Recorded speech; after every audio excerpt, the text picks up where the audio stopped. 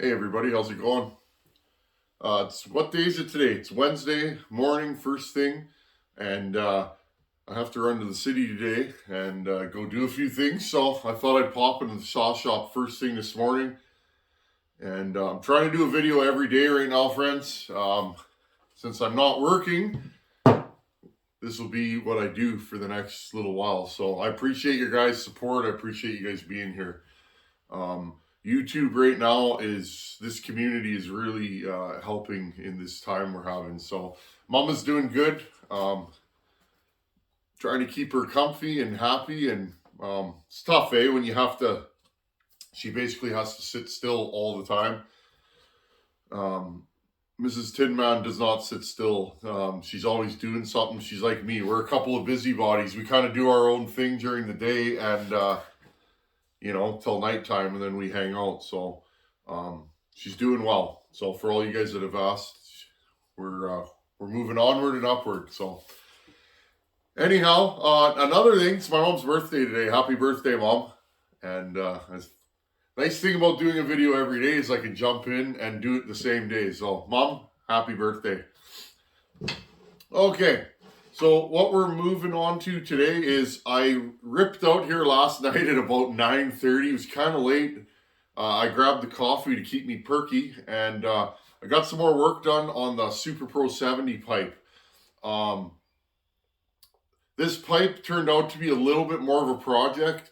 Because this is a smaller saw than the 850, it has less room. Now there's less room up and down, okay? There's less room in between the cylinder where the exhaust bolts up.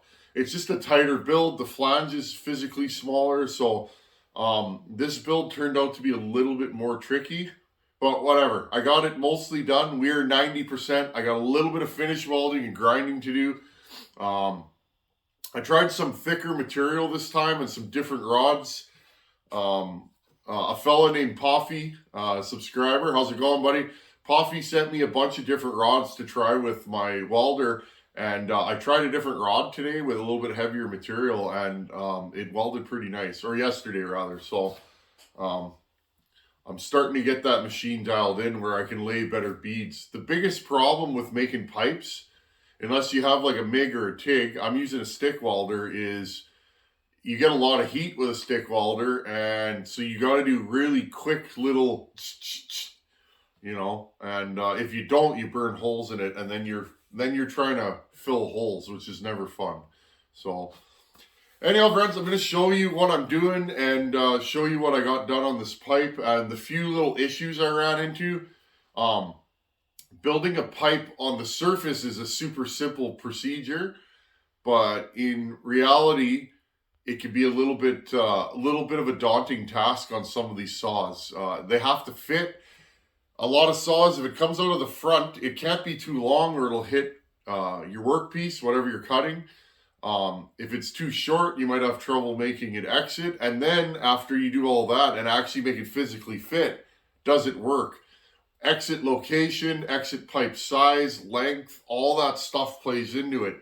So making a pipe that's just noisy is not, just because the pipe's noisy doesn't mean it works. I often cut my pipes apart and redo them because I'm not happy with the finished project. So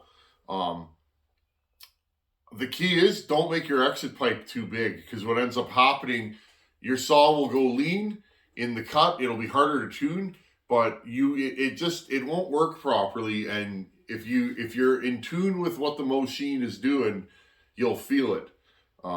It's hard to explain, but when you get a pipe that works, you'll have more pull. The saw will just physically be stronger. I got the chassis here. Now what I've been doing, friends, is literally tack welding this thing together, fitting it, bolting it back on to the engine, fitting the chassis back on it to make sure I have my proper clearances, and then measuring things and making marks, taking it back apart, taking the pipe off, putting more welding or whatever I'm doing on there. These Mac pipes take a long time, okay, because physically you have to reassemble the saw every time you want to mount the pipe. So if you're going to pipe one of these, this is the one saw that really needs a custom pipe. They really help. That 850 I built, a lot of the power I got out of that, or the running capabilities, was once I got that pipe dialed in. And go back. I'll put a link at the end, or I'll put the video at the end. I made one pipe and it didn't work very good. I cut that all apart and made another pipe, and after that, suddenly the saw woke up. So it's amazing the difference. You could feel it. With the first pipe, it didn't cut very well. It was still a strong saw, but it was lacking. With the second pipe, that thing would just motor. I was cutting maple there, and it would just motor through the maple nice and consistently. So anyways, I'm going to bring you guys in and show you guys what I made and how things fit up. And then we got to bolt the chassis back together. And I'll show you guys kind of the final fitment and the issues I had with this pipe. And I'm still not done this pipe, friends. I need a little more fitting, and I think I'm going to cut a section out of it and put another section in for clearance. Okay, friends, so this is just this is my exhaust manifold right here. And for any of you that's curious, that's what I made this out of, okay? That is actually a piece of this that I formed and shaped and bent and tacked together and welded, and so that's what I actually started with. Okay, so here's what I ended up with, and I like this. Notice it comes straight here. I wanted a little more volume to the collector pipe. What I'm trying to do is relieve the pressure, okay? The stock pipe is, in my opinion, too small, okay? Here's what the stock pipe looks like. It's got a tight bend here. This collector is really small in volume, okay? So see the difference in size? I added about 75%, maybe 100% to the volume of the head pipe, okay? So that's what I did there. And then it squeezes down to this little square box. And remember, there you go, you guys can see the hole there. This bolt goes through there. Well, that bolt is about, you know, a quarter of the size of the pipe. So you stifle it down even further when you run the stock exhaust on there. Okay, now the problem with that is that collects a lot of heat, and as you cut, the saw will get warmer and warmer and warmer, and you'll lose power. That's what happens. You know, even that's why hot saws, friends, they do 3 cuts. Well, hot saws make a lot of horsepower and they're air cooled. And so remember that if you're building a work saw, okay, a straight up work saw, you got to remember it's going to get really hot, and the warmer you turn the saw up, the less of the chance it's going to live, right? And then you're going to pop the saw. Okay, so before we take this off, I got it loose on the front and this back one's tightened down. So I wanted this to closely follow this fin and then bulge out here and taper back down. Now I'm not done the exit pipe, and I don't even know if I'm going to use this exit pipe. I put it on, and I like the way it looks. It's a little bit beat up, this piece here. I could tack all these little dings and stuff here and get it to fit better. Sorry friends, I hit you there. There's our ignition chip. Remember, we deleted the points on this saw. So if you guys want to put an ignition chip in a Mac, there's a bolt hole right here. And I bolted the chip here. And there's our JB welded coil, because this coil was all smashed. Okay. 1 bolt. Slide it back and off. Okay. You cannot put the bolt in here. So I have a notched flange. So here's our little pipe. Again, goes out, okay, up, through, out, and then tapers down. So what I'm trying to do here is create pull and then pressurize back down and out. Now friends, I'm probably going to cut this section out and redo it, and I might in fact even cut this pipe right off of here and start over again. what ended up happening, friends, and I'm gonna just slip this back on so you guys can see it. Let's see if I can do this on film. This pipe's kind of tricky to get started here. There we go. Actually, that wasn't too bad. The key for me is the pipe has to be easily installed. Some of you guys are saying you could cut the fin. Yeah, you could do that. My whole thing is I want as many cylinder fins as possible, especially on the bottom, because that's where most of the heat is. This is the hottest part of the cylinder, especially ported. Stock, you might be able to get away with it, but that's actually why I didn't notch that fin. Okay, so if I put this on its side right now, notice I tapered this down. Now I'll put a mandrel in there and hammer this so it's all smooth. You can do a lot with metal, friends. You just gotta take your time. Okay, but here's the deal. Now, two things. This is hard to mount. Now, I'm not sure. This is not the side cover for the saw.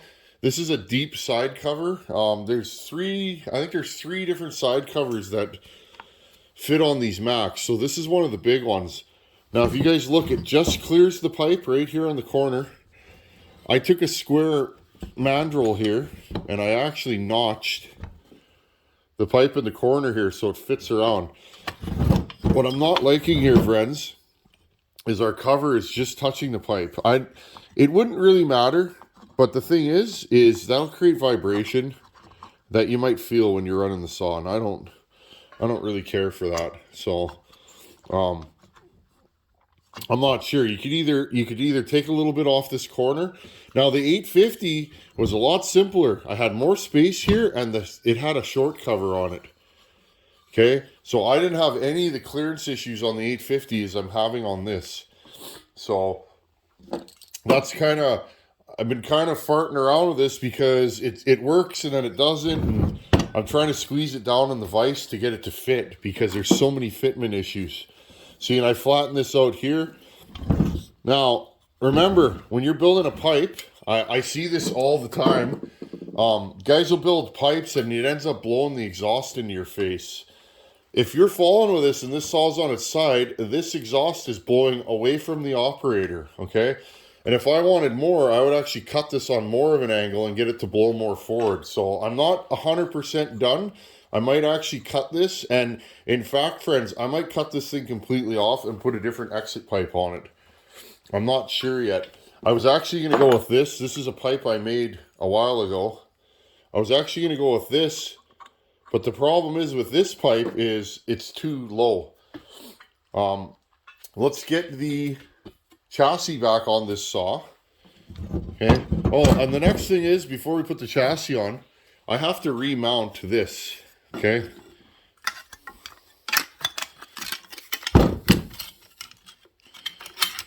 Okay. This piece goes around. And again, friends, it's not going to fit at all with this pipe on here. It's close. Oh, it helps if I move the spark plug. This spark plug wire seems a little short. So another thing, note to self, I'm gonna radius this a little bit more because it was rubbing on there and I don't like that. That's probably gonna end up in a failure. Okay, friends, so here's what we're dealing with here. So again, the 850 has a two-piece cover. All I did with the 850 was notch the cover so it fits. This one's gonna be a little bit tighter. I believe I have a spare cover that my buddy Dave sent me. Hold on, I'm gonna look for it and just see. Okay, and I looked at my spare covers for an 800 and it doesn't quite work. So what I'm probably gonna have to do to this, I'm gonna have to drill these rivets out and rivet it back together. But the only way to really make this fit nicely is gonna be to slide it in two pieces. And then I'll do the same thing I did on the 850. I will notch it to precisely fit around the pipe.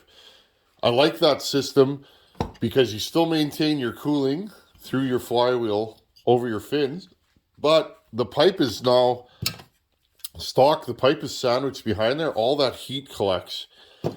So again, these vintage saws, you got to keep them cool or they blow up. Vintage saws are not like new saws. They were not designed to run the kind of RPM that they do. And now, remember friends, with RPM, this is a fan, and this fan will move more air at higher RPM. But these saws were not made to run the kind of RPM we get out of them. So you got to do everything in your power to keep them alive. Okay, and all these little tips and tricks to remove heat is how I keep these saws alive. Otherwise they pop, and they will. You know, you're bucking a large log with this thing and you're doing many long cuts, you will pop the saw because it'll get hot in a lot of cases. So, okay, let's put the chassis back on. I'm flopping, but I get fired up when I'm building stuff like this. I really enjoy it. It's hot rod stuff, and I enjoy showing you guys how to do this. This is a project, if you have a welder, you can do this in your garage and for free. Just collect junk. When I'm at the dump, friends, they got a scrap bin there. I always pull up there and just have a look to see what kind of tubing and pipe they have, and I grab whatever I need. They don't mind, and that way I have nice bends and shapes that I can use to make pipes and then weld them together. Okay, I got the bottom assembly on. I start it by hand, and then I've just been doing it this way, real gentle. Okay. Just putting it on loose. Okay, top handle. I pre-installed my mounts loosely just so I got my height correct. Because without the mounts on this thing, you can't figure out the height, right? Okay, so I fit that back down there. And again, friends, I have done this like 20 times probably, which is good. I'm becoming more and more proficient at taking Macs apart, and this is what a fella needs. Repetition makes speed. I tell the apprentices that at work, get good and then get fast, right? When we're building assemblies at work, for those of you that don't know, I'm a sheet metal worker. I build ductwork, so if I'm setting up a furnace for a job or something, I can blast that thing together in 20 minutes, right? An apprentice, that might take 2 hours, and they always go, how'd you do that? It's like, well, when you've done thousands of them, literally I've installed thousands of furnaces, it becomes really fast. Well, when you take a Mac apart, 20, 30, 50 times, you get pretty good at it. Okay, so here's what we got. It does not touch anywhere. My final assembly will tell me. Now this engine is going to come up to about there, okay? Okay, onto the mount. There's one bolt that holds it to the cylinder head right here. Okay, so there is nothing touching. This motor does move a little bit side to side in this cradle. I did have to relieve this here a little bit to let the pipe not touch it, which is fine. This was a turd saw, friends. We made it into something, so it is what it is. I find these Macs piped run way better than stock, so it's one of those deals where a little mod here and there, I think, accentuates the saw. Now, if this was a super clean, never messed with, perfect paint Super Pro 70, I wouldn't do this. I'm not that guy, but this thing's pretty haggard. It's ugly. It's, it is what it is. So it's a good running saw though, friends. It really is. Okay, so just gonna wrap this up here. Remember, I got some schmutz in there. Remember, so when bucket's falling with this, right? I'm holding it here. It is blowing away from me, okay? That's what you want. But remember, you don't want it blowing on the operator's hand. I'm going to bring you guys back just a little bit here. There we go. Okay? When you're building a pipe, think about it. If he's holding the saw like this, you want the pipe to blow away from him. Otherwise, if I had this facing forward, and I've made that mistake before. When you run the saw, you'll burn your hand. You won't even realize it. You'll be in the cut, zing, zing, zing, living life giggling at your ported McCulloch awesomeness, and then all of a sudden you feel it and your hands on, you burn your thumb. So be aware of that. Also, you don't want it blowing back to you. I've seen guys make that mistake. You're blowing it back, and same thing, your leg will be back here. You will catch your pants on fire.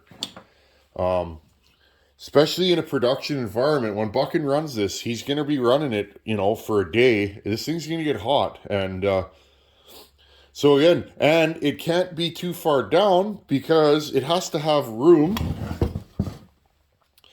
It has to have room so that it doesn't suck air back in, you know, or dirt in, and you want some clearance there. I'm going to grab the home light right here, and same thing, okay? This pipe was a lot easier to build than the Mac pipe, okay? Notice, look, I can run my finger under here. It's not touching the ground. And same thing, when you put the saw on its side, okay, it blows away from the operator. See, my hand's here. Wow, this is a nice saw, eh, friends? Look at this thing. So, this thing's going to be in the mail soon, friends. I have really no qualms about it. It runs good.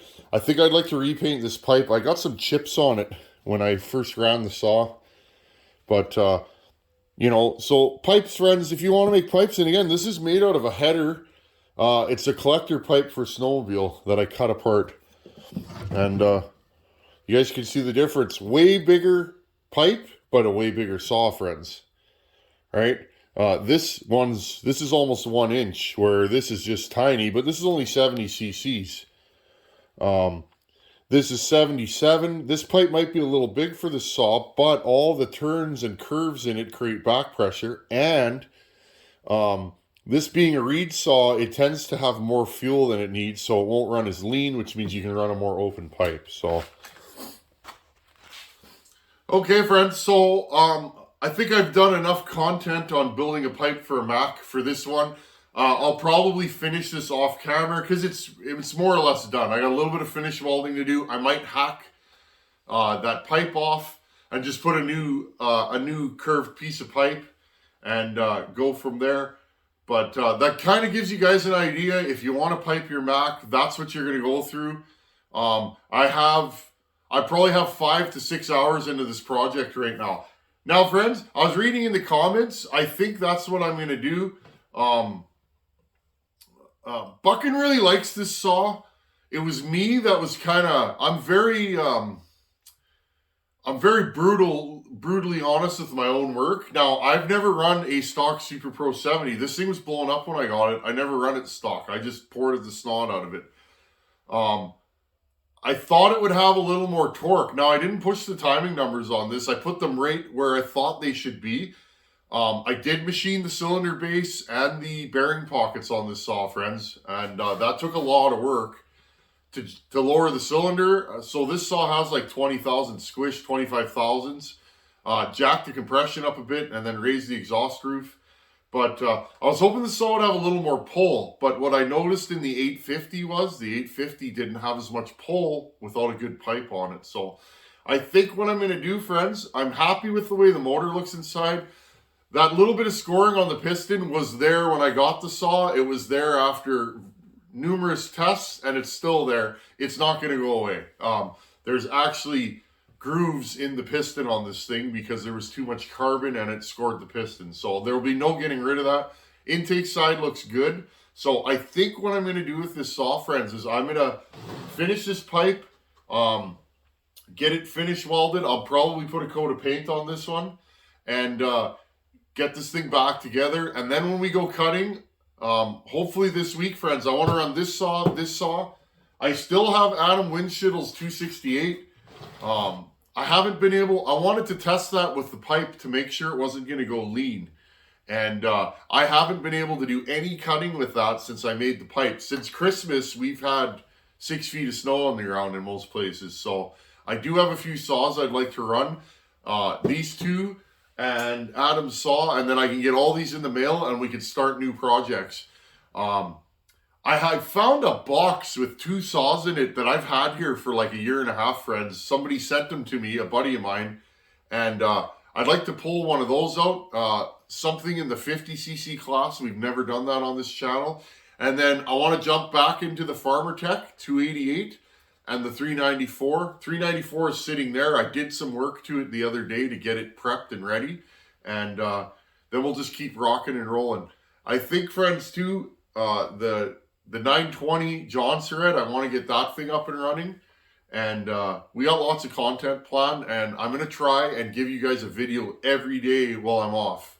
So that helps the channel, and it gives me something to do, even if it's only a couple hours a day, friends. I need to putter, and it's super important that I'm out here an hour or two a day. It keeps my mind, and spirits good. So anyhow, friends, that's backpipes in a nutshell. A lot of work, but I enjoy it because when you're done and the saw runs better and it sounds cool and all the goodness that go with it, it's worth every moment. Thanks for watching. Take her easy. I will see you guys tomorrow. Later.